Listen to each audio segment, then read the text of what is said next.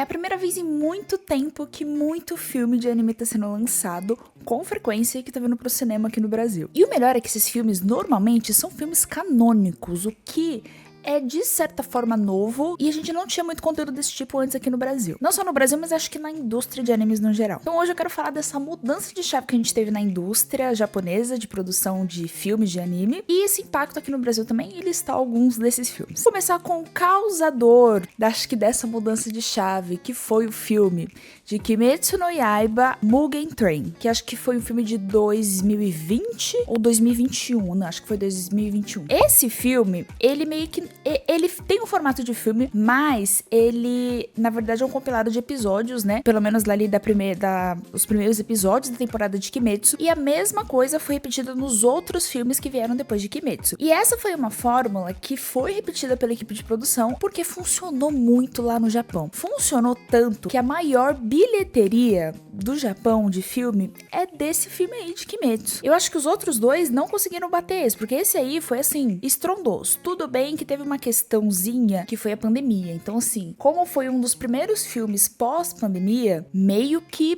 todo mundo tava querendo assistir ele, queria sair de casa de alguma forma, queria ir ao cinema de novo. Então isso ajudou muito. Mas, mesmo assim, ele é um filme que, na questão de marketing e no formato que ele foi feito ali, funcionou muito bem, sabe? E isso combinando com o sucesso de Kimetsu no Yaiba aqui no ocidente, não só de Kimetsu, né, mas de vários animes, ele foi um filme que foi um acerto trazer aqui pro ocidente, tanto que ele veio pro Brasil, passou nos cinemas e tudo mais, teve bastante gente que foi assistir, e foi uma coisa que se repetiu nos próximos filmes de Kimetsu também. Então isso criando um padrão ali de como que acontece os filmes de Kimetsu. Outro filme também que foi muito interessante foi Jujutsu Kaisen Zero, que ele é canônico da história, mas meio que dá pra entender a história de Jujutsu sem ver o filme. Mas o filme, ele é maravilhoso. Porque o filme de Jujutsu Kaisen Zero, ele adapta o volume 0, que na verdade foi meio que o capítulo piloto de Jujutsu Kaisen, que o GG Akutami desenhou quando ele enviou meio que a estrutura lá da história lá pra Shonen Jump. E o mais interessante é que o filme de Jujutsu Kaisen Zero, ele tem começo, meio e fim, então toda a história se conecta, e se você não tiver assistido nada de Jujutsu, você consegue entender tudo que tá ali no filme, porque ele explica várias coisas, ele explica o conceito do mundo, você entende ali o contexto do personagem, você entende onde que ele tá indo, sabe? Tudo ali é autoexplicado. E que também teve uma bilheteria legal nos cinemas, mas ele chegou muito rápido no streaming, então assim, muita gente assistiu, e eu acho que Jujutsu Kaisen tava famoso na primeira temporada, e aí veio o filme, ajudou a ficar famoso. Pra mim, o segundo passo, assim, de Jujutsu foi essa segunda temporada com o arco de Shibuya. Mas ainda assim, é um filme que fez bastante sucesso e que eu particularmente gosto muito. A gente tem filmes que não necessariamente são canônicos, porque eles são histórias únicas, que é esses filmes tipo Suzume, O Menino e a Garça, esses lançamentos do Estúdio Ghibli. Esses, normalmente, eles atraem um público diferente dos que vão assistir, normalmente, filme de anime, pelo menos desses que tem temporada e tudo mais. A gente que assiste esses filmes mais diferentões e que também assiste os animes em temporada e tudo mais. Ano passado, a gente teve também o lançamento do filme de Slamdunk, que chamava The First Slamdunk, eu acho. E que ele adapta lá o final, os capítulos finais do mangá de Slamdunk. E ele não é bem um anime, mas ele é feito com uma técnica de animação diferente, meio 3D e tudo mais. Ainda assim é muito legal e é muito bom o filme. E também teve uma bilheteria muito grande lá no Japão. E aqui ele veio pro Brasil. Eu lembro de muitos amigos irem assistir, mas eu particularmente não fui. Mas, pô, Slamdunk é um clássico anime de esporte. E o filme... E também comprovou que, assim, fazer filmes canônicos é a solução. E recentemente eu fui assistir o filme de Spy Family. Esse é um caso que não é um filme canônico, porque ele não é uma história que tem no mangá de Spy Family, mas mesmo assim, é uma história tão legal e tão divertida que eu falei, gente, não tem como eu falar no vídeo de filmes de anime, eu não falar desse filme de Spy Family, entendeu? Foi um filme que eu não tava com muito ânimo pra assistir, porque eu gosto de Spy Family, mas não é, assim, uma coisa que eu acompanho muito, nem leio o mangá direito, então assim. Mas eu fui, assim, com baixas expectativas. E eu cheguei lá, eu falei, gente, que filme incrível! Um filme pra assistir com a família, um filme leve, tem começo, meio e fim, e mesmo que você não tenha assistido as temporadas de Spy Family, você consegue entender todo o contexto do filme, quem é a Anya, quem são os pais, qual o contexto deles, onde que eles estão inseridos e tudo mais. Eles fazem isso de um jeito tão sutil e que explica tão bem, mesmo assim. E eu acho que Spy Family, na temática dele, ele permite essa liberdade poética de você fazer filmes que não sejam canônicos, sabe?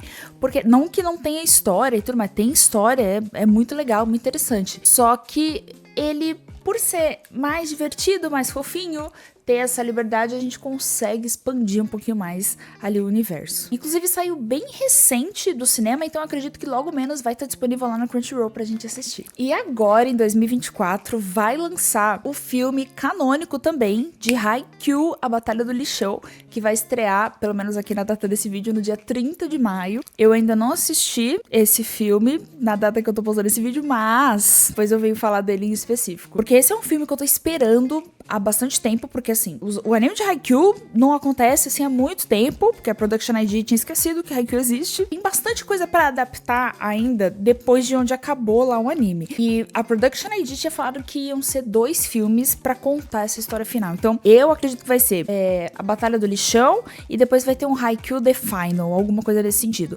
Só que bastante história ainda, sabe? Então, isso que eu fico meio assim, porque eu falei, gente, será que vai dar pra adaptar tudo em 2 filmes? Tem muita coisa. Então vamos ver aí o que a Production ID vai trazer. Mas esse filme da Batalha do Lixão vai trazer exatamente a história canônica que acontece logo depois de onde acabou lá o anime. As 2 escolas, elas passam lá pra terceira fase, eu acho, oitavas de final, alguma coisa assim, do campeonato lá de primavera, e aí eles vão se enfrentar a Karasuno e a Nekomi. É uma rivalidade histórica, e aí tem muitos personagens que todo mundo ama, tem o Kuro, tem o Kema, que, pô, são personagens super famosos, além dos meninos lá da escola que a gente vê, dos protagonistas, e eu quero muito ver esse filme. Eu quero ver, a hora que eu chegar no cinema, vai ter tanta gente vestida os uniformes, vai ser a coisa mais linda do mundo. Mas também é uma prova de que os animes, que esses filmes canônicos funcionam e geram demanda. E a gente tá vendo muitos filmes, como por exemplo esse de Haikyuu, e todos os outros que eu citei, na verdade eles vieram pro Brasil. Eles estão ocupando cada vez mais salas, né? Eu fui em 2 pré-estreias dos filmes de Kimetsu no Yaiba. Eu fui no de Arco da Vila dos Ferreiros e o último agora foi Treinamento dos Hashiras. Eu fui nesses 2 e no primeiro que eu fui, eles tinham alugado 4 salas só, se eu não me engano. E foi num cinema, ou era uma sala, alguma coisa assim, foi num cinema super pequeno. E, enfim, foi super reduzido. Já nesse segundo, gente, assim, o cinema tava fechado pra pré-estreia. E eles chamaram muita gente pra fazer conteúdo, pra assistir de primeira mão. Fizeram uma super divulgação do filme. Então, a gente tá vendo cada vez mais as próprias empresas apostando e trazendo esses filmes de anime aqui pro Brasil, que pra mim é excelente, porque eu adoro ver filme de anime no cinema. Depois que eu vi Kimetsu no Yaiba no cinema, eu falei, gente, é uma experiência, de fato. Porque a animação já é a coisa mais linda que existe. Aí, cheguei lá naquela telona, vi o Tomioka, sabe? Naquele 4K IMAX maravilhoso. Falei, gente, que é isso? Falei, que coisa linda. E esse filme de Spy Family eu também fui na pré-estreia. Foi numa sala IMAX do Cinema Itaú, que tem aqui em São Paulo. E que, assim, aquela tela é uma tela tão foda, tão boa, que eu falei, gente, que coisa linda! E muito obrigada a Sony e a Crunchyroll, que me mandaram os ingressos de todas essas pré-estreias pra assistir.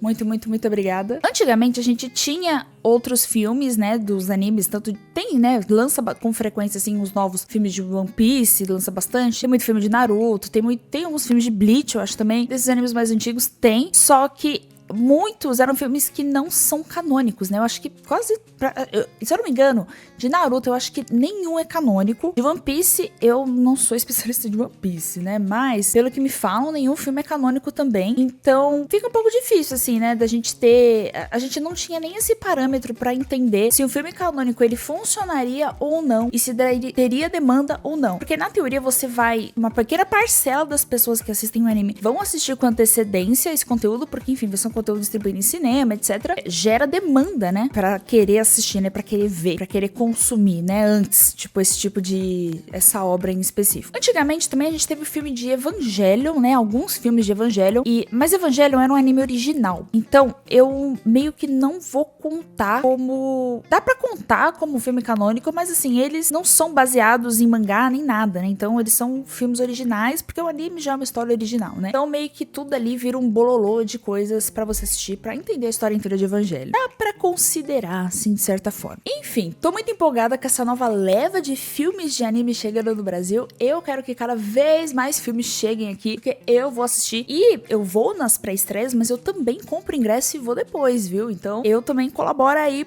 pras vendas aumentarem, porque eu também gosto de assistir os filmes, mesmo que eu vá na pré-estreia. Me falem aí nos comentários quais filmes de anime vocês já assistiram aí desses recentes, se vocês vão assistir o filme de Haikyuu. Não esqueça de me seguir nas redes sociais, tem todas aqui na descrição, mas qualquer coisa é só procurar Naomi Matsuda em todas elas, que vai ser pelo menos o mesmo nome. Não consegui o mesmo user ainda, mas o mesmo nome eu consegui. E é isso, deixa aí também sugestões de vídeos e mais conteúdo sobre o que vocês querem ver aqui no canal.